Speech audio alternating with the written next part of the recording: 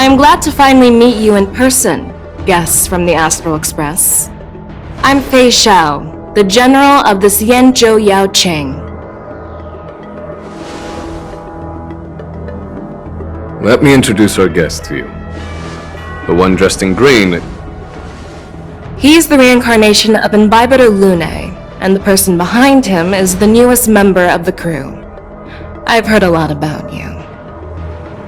Outside the reports from the Law Fu, the Skyfaring Commission of the Yaoxing has also gathered plenty of information about both of you.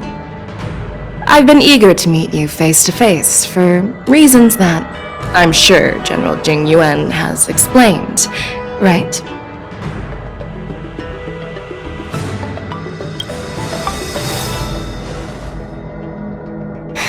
That's right. But don't worry, this isn't a trial. I just want to have a chat with you and get a better understanding of the facts. According to General Jing Yuan's report, the Ruin Legion is to blame for the Ambrosial Arbor crisis, and all Arbiter Generals should pay attention to the Ruin Author's movements. Over the years, the Destruction's minions have wreaked havoc on countless worlds, and the Alliance has been keeping an eye on them. But no one expected them to join hands with the remnants of the Abundance. The damage caused by the Ambrosial Arbor crisis was far less severe than expected, which is good news for us. However, it was quite different from the Ruin Legion's usual style of destroying life wherever they go. While I trust the bravery of the Divine Foresight and the Nameless, I'm curious about some details missing from the report. I'd like to take this chance to have an exchange with both of you. Let me be clear, the questions I'll ask might not reflect my actual thoughts, so please don't take offense if any of my questions seem a bit harsh. Please go ahead, General. But keep in mind we can only answer based on what we know. And perhaps you already have the answers to your questions in your heart. You have a clever tongue. I like it. The Merlin's claw is quite articulate. Right now, her intentions are unknown, and Jing Yuan wants us to be honest. Maybe I'll just stick to the facts we know. Let's cut to the chase. Before the crisis struck, the Astral Express was guided here by a Stellaron hunter, a wanted felon, in an attempt to resolve the Stellaron crisis. However, everyone in the cosmos knows of the Stellaron hunter's reputation.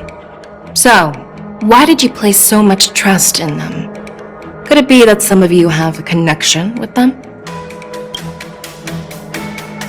Apart from the Law Fu, there are many other worlds suffering from Stellaron corrosion.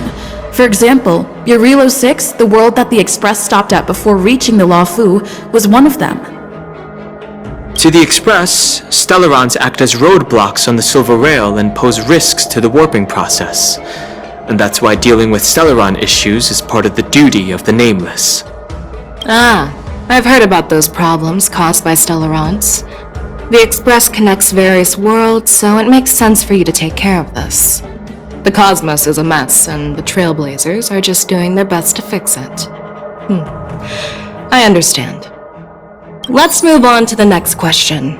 The report suggests that Don Shu, the master of the Disciples of Sanctus Medicus, colluded with the Lord Ravager and used the power of the Stellaron to resurrect the Ambrosial Arbor. But here's the thing. Don Shu was just a chief alchemist. Even if she colluded with our enemies and summoned the Stellaron, how did she manage to bypass the Videodora guards around the Ambrosial Arbor?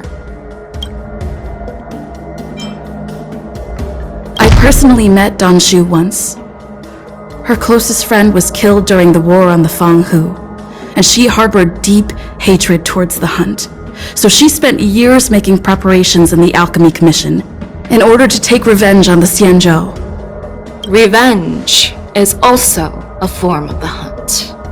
However, that doesn't explain how she managed to bring the Stellaron into the Scale Gorge waterscape, which was guarded by the Videodora. Well, you should ask Don Shu herself for the answer. Unfortunately, Donshu is dead, and even her corpse has crumbled into ash. That's one less clue we can pursue. According to the report, Lord Ravager Fantilia is the mastermind behind the entire conspiracy. She disguised herself as an ambassador of the Skyfaring Commission and traveled with you, only to vanish without a trace later on. It seems too convenient to label her as a scapegoat. Fantilia is one of the Heliobi, the energy life forms that once fought against the Xianzhou. They're known for their unpredictable and elusive nature. Just as she said, when the ambrosial arbor resurrected, its roots broke through the creation furnace on the Lawfu, accidentally releasing the Heliobus fiend fire sealed inside. This can be used as circumstantial evidence. If Elder Hua Yen accepts the explanation, so do I. Oh, it seems that your answers have addressed all my questions. Generals, I am finished with my questioning. So, what do you think, General Feixiao? Have the doubts in the report been cleared up? The two nameless have been honest in their answers.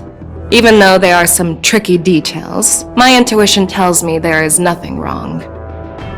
However, the 3 questions I posed earlier were not just for the nameless, but for you too, General Jing Yuan. First, the disciples of Sanctus Medicus grew uninterrupted on the Law Fu, yet the 6 charioteers were not aware of it. That was a dereliction of duty. Second, you believed in the Stellaron Hunter's prophecy and entrusted outsiders to solve the crisis, even granting them access to the Plague Mark. That was a dereliction of responsibility. Third, you insist on holding the war dance right after the Ambrosial Arbor crisis, putting the Lawfu back in the spotlight. That is a dereliction of wisdom. Merlin's Claw. Is this your line of thinking, or the 10 Lords?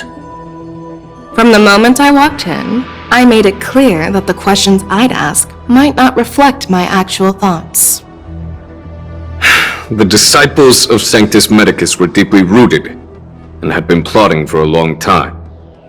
I admit it was my negligence for not noticing it earlier. As for the Stellaron Hunter's prophecy, I didn't believe all of it, but in the end, the Lawfu did survive the Ambrosial Arbor crisis. So, I think it's safe to say that Elio's prophecy about the future holds some merit. And as for the war dance, do you think I'm unaware of the risks? However, risks can also be opportunities. The Lawfu has lain low for too long. I believe it's time to stir up the dregs hidden in the depths and wash them away once and for all. Just as I expected from our sophisticated divine foresight. You have a way with words. I like it. But, unfortunately, ever since the report was submitted, the Alliance has been filled with rumors and speculation. Even within the Lawfu, there are people accusing you of neglecting your duties, resulting in the Ambrosial Arbor's resurrection. So what are your thoughts on all of this, General Feixiao? As a fellow Arbiter General, I fully understand the difficulties of this position. Personally, I think all these rumors are meaningless drivel. Across the sea of stars, the divine foresight knows better than anyone else what happened on the Lawfu and the meaning behind it. Just as what happened on the Xianzhou Yaoqing recently. You mean the Xianzhou Yaoqing is also... The scouts of the Verdant Knights have sent back reports that Borisin are making trouble again. The Borisin packs that were once divided and scattered have started swallowing each other up, forming larger and larger packs. Moreover, there's an entity named Mongus behind it all. An entity? According to the report, this entity isn't actually a Borson. It's a woman claiming to be the messenger of the Master of Immortality. She's described as having 12 faces and 12 pairs of fangs, as cruel as poison, and as elusive as quicksand. The Borson believe she'll give them a chance to rise again. That's Ventilia. That's right. You're lucky that I'm the one who came this time. If it were the Patina Justice or the Seer Strategist, this conversation might not be so friendly. I've always had faith in my instincts, so I don't doubt your good intentions. But the Alliance has its fair share of questions and doubts about the Law Fu. So, my plan is to come up with an acceptable answer to satisfy the Alliance. What's in this plan, General Feixiao? General Jing Yuan, you already know what has to be done. But since you don't want to be the bad guy, I'll take care of it for you. You need the final word from the Ten Lords Commission to quell any doubts. And for that, I'll have to ask the two Nameless to visit the Shackling Prison. No, I'm not imprisoning you. While you're there, I'll ask a judge in the Ten Lords Commission's Interrogation Division to record a detailed testimony with the karmic mirror from both of you. We'll fill in the gaps that weren't covered in the report, and silence any protests within the Alliance. I'm okay with that. Your willingness to help is truly heartwarming, youngsters. Then, as the Merlin's Claw requests... Oh, there's one more thing.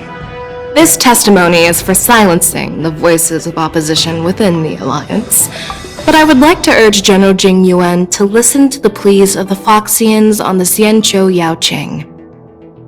So, you are here for Hule.